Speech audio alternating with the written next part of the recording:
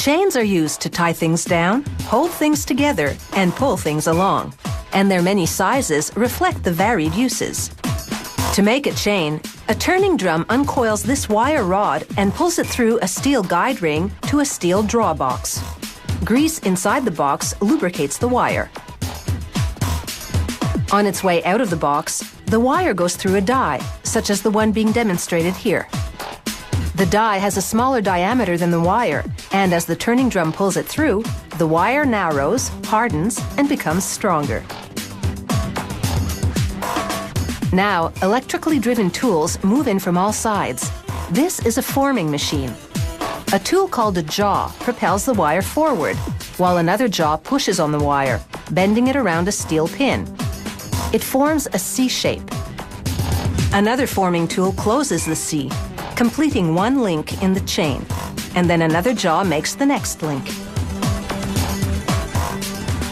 This machine is making jack chain, which is usually used to hang lights. Another forming machine makes a chain that can haul a heavier load.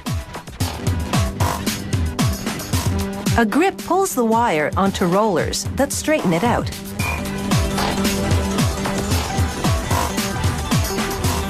Steel cutters now make notches on both sides of the wire. These notches mark the place where the wire is to be sliced into link-sized pieces. A mechanized knife makes the final cut at the notches.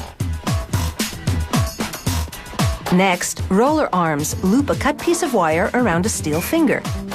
The roller arms make it look easy, but they're actually exerting tons of pressure in order to shape this wire. After the rollers form the link, a pliers-like tool grabs it and turns it around. This positions the completed link so that it can connect with the next link as it's shaped. As each link is added, the chain drops into a pile below the machine.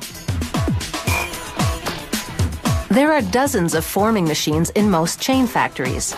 Each machine makes 50 to 60 links per minute. That's approximately 76 meters of chain per machine per hour. To put that into perspective, one machine could make a chain as long as the CN Tower is high in just 7 hours.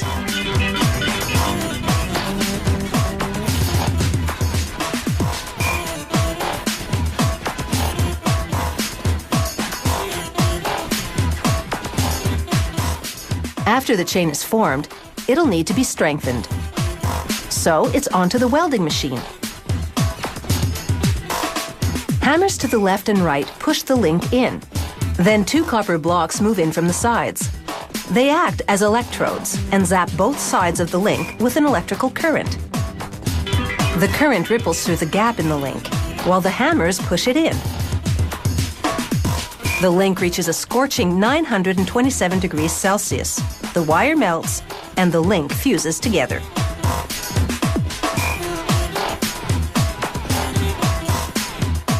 Now a pulley system drops the freshly welded chain into a heat treating coil.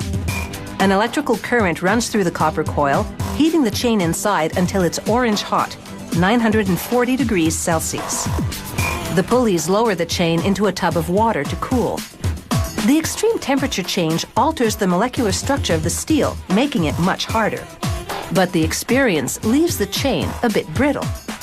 So it goes into a second heat coil that's not as hot as the first one, and then into another cool bath. This takes away the brittleness and gives the steel a bit of stretch. Now the ultimate strength test. This is the chain calibrator. Pulleys run the chain into a groove that's been cut into a block of steel.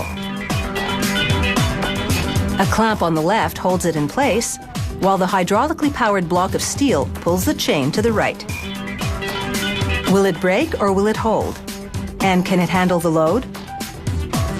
After all, you're only as strong as the weakest link.